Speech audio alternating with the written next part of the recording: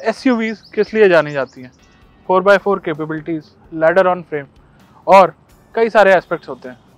ये SUV segment की one of the best seller, और इसमें ये कुछ भी नहीं है, पर फिर भी ये बेस्ट सेलर है। आखिर ऐसा क्यों? आज ड्राइव एक्सपीरियंस शेयर करने वाला हूँ इस गाड़ी का आपके साथ। एक हफ्ते से इस गाड़ी को चला रहा हूँ और मिनी एसयूवीज की मार्केट में एक भीड़ सी हो रखी है। हर फ्रंट व्हील ड्राइव ऊंची ग्राउंड क्लियरेंस वाली गाड़ी अपने आप को एसयूवी मान रही है, लेकिन उन एसयूवीज में से भी विनर निकल के आती है ये सुजुकी की ब्रेजा। तो आइए आज जानते हैं इस गाड़ी के बारे में कि आखिर चलने में कैसी है ये मारुति सुजुकी की ब्रेजा, वो भी सीएनजी के अंदर, यानी कि एक किफायती एसयूवी।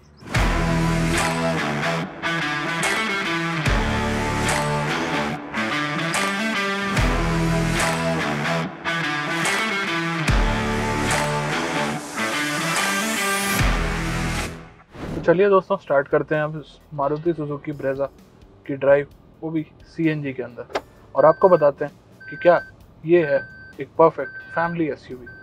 और आप कह रहे होंगे सीट बेल्ट लगाने के बाद भी ये गाड़ी बज क्यों रही है? तो मैं आपको बता दूं कि गाड़ी में जितने भी पैसेंजर बैठे हैं सबने सीट बेल्ट लगा रखी है। 3 पैसेंजर हैं इस टाइम गाड़ी में, और उसके अलावा इस गाड़ी के अंदर वेट सेंसर नहीं है, तो पीछे की सीट बेल्ट की वजह से ये गाड़ी बजती ही रहती है। कुछ देर में बंद हो जाएगी, तो इसे इग्नोर करते हैं और हम बात करते हैं सबसे पहले गाड़ी के प्राइमरी पार्ट यानी कि उसके इंजन की।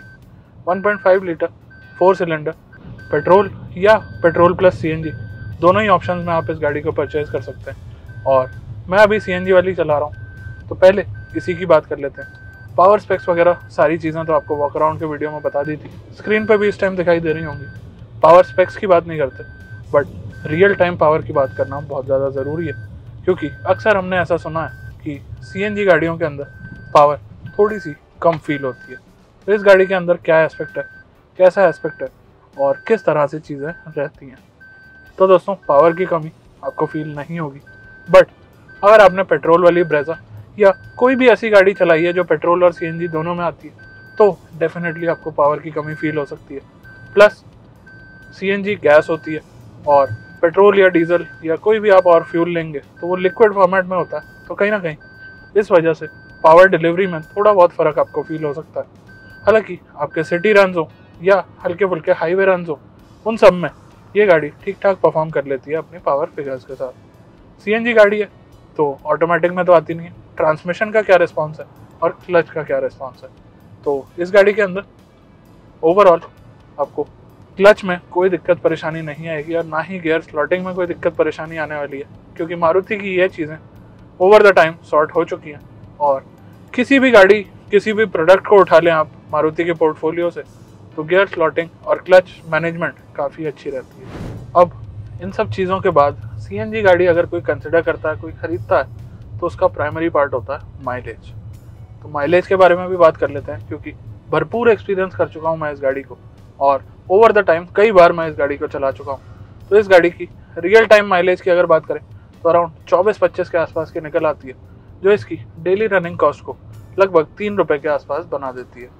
कंपनी क्लेम रहता है अराउंड 35 के आसपास, और वहीं अगर आप हाईवे पे सही से आरपीएम मेंटेन करके इस गाड़ी को चलाते हैं तो 30-31 की माइलेज मैंने खुद ने निकाली है इस गाड़ी से। तो माइलेज से आप डेफिनेटली सेटिस्फाइड रहने वाले हैं अगर आप इस गाड़ी को कंसिडर करते हैं, क्योंकि इस सेगमेंट की कोई भी गाड़ी अगर आप पेट्रोल में परचेज करेंगे तो आपकी रनिंग कॉस्ट 6 से 8 रुपये प्रति लीटर आने वाली है। तो यानी कि सीएनजी खरीद के आप 50% से भी ज़्यादा कॉस्ट सेविंग कर सकते हैं। चलिए ये तो हो गया सीएनजी वाला एस्पेक्ट, लेकिन सीएनजी में एक और एस्पेक्ट होता है कि एक फुल टैंक ऑफ गैस में कितने किलोमीटर चलेगी आपकी गाड़ी। हालांकि यहाँ पे अगेन एक माइलेज का एस्पेक्ट आ जाता है कि आप किस तरह से अपनी गाड़ी को चला रहे हैं, क्योंकि उसी हिसाब से गाड़ी आपकी चलेगी। बट ओवरऑल जो मैंने नोट करा, सीएनजी का प्रेशर कभी कम होता है, कभी ज़्यादा, कभी पूरी सीएनजी आती है, कभी पूरी नहीं आती है। तो उन सब एस्पेक्ट के हिसाब से अगर आपको बताऊं तो ये गाड़ी डेली लाइफ में अराउंड 150 से 200 किलोमीटर एक टैंक ऑफ गैस में चल जाती है, और मैं नहीं मानता कि इससे ज़्यादा किसी का डेली रन रहने वाला है। आई नो कि थोड़े बहुत लोग होंगे जिनका डेली रन इससे ज़्यादा होगा, बट मेजर ऑडियंस की अगर बात करी जाए तो विद इन 150-200 किलोमीटर उनका डेली ऑफिस रन हो जाता है ख़त्म। अब सीएनजी गाड़ियों की तो बात हो गई, अब नॉर्मली ब्रेजा की बात करते हैं। तो Brezza one of the biggest looking and biggest feeling car है इस सेगमेंट के अंदर, क्योंकि बाकी जितने भी कॉम्पिटिटर्स ऑफर करे जाते हैं उनकी लुक्स अगेन वेरी करती है। डिज़ाइन हो सकता है आपको इसका पसंद हो, इसका ना पसंद हो, और मेरे को किसी का पसंद हो, किसी का ना पसंद हो, लेकिन जो इसकी डिज़ाइनिंग करी गई है उस हिसाब से गाड़ी के अंदर हो स्पेस मैनेजमेंट या बाहर से गाड़ी बड़ी कितनी दिखती है, तो मैं आपको क्लियरली कह सकता हूँ कि अपनी सेगमेंट की सबसे बड़ी गाड़ी आपको ब्रेजा ही देखने को मिलने वाली है। अब बात करते हैं कुछ और एस्पेक्ट्स की।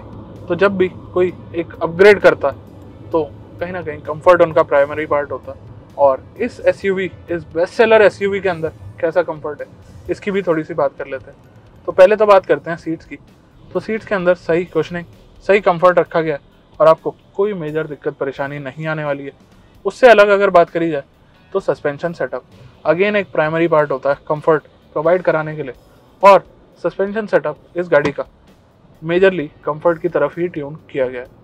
तो आपको कंफर्ट ठीक ठाक देखने को मिलेगा। और एरोडायनामिक्स की जहाँ तक बात आती है तो एसयूवी टाइप गाड़ी है तो आपको हल्की फुल्की विंड नॉइज़ ज़रूर आएगी, अदरवाइज इंजन काफ़ी रिफाइंड है और कोई इधर उधर की नॉइज़ आपको नहीं आएगी।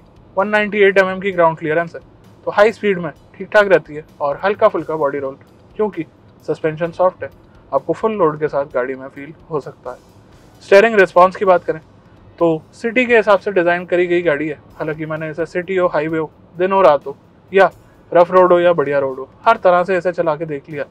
स्टीयरिंग आपको ठीक ठाक फीडबैक दे देता है। कोई बहुत ज़्यादा अग्रेसिव या स्पोर्टी ड्राइव के लिए ये गाड़ी नहीं बनाई गई है।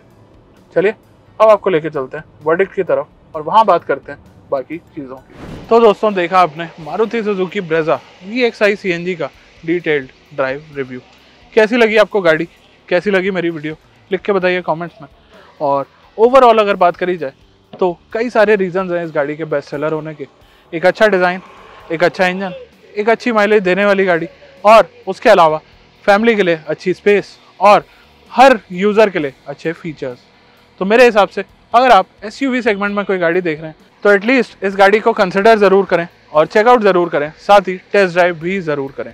ये 1.5 लीटर नेचुरली एस्पिरेटेड इंजन के साथ आती है और इस सेगमेंट की कोई भी गाड़ी 1.5 लीटर नेचुरली एस्पिरेटेड इंजन नहीं देता है। या तो आपको छोटे टर्बो इंजन मिलेंगे, और अगर NA इंजन मिला भी तो ज़्यादा से ज़्यादा 1200 सीसी का मिलेगा। CNG ऑप्शंस भी काफ़ी कम है, और जो टर्बो CNG ऑप्शंस आ रहे हैं वो अभी उतने ज़्यादा रिलायबल नहीं माने जा रहे हैं क्योंकि कंपैरेटिवली न्यूअर टेक्नोलॉजी है।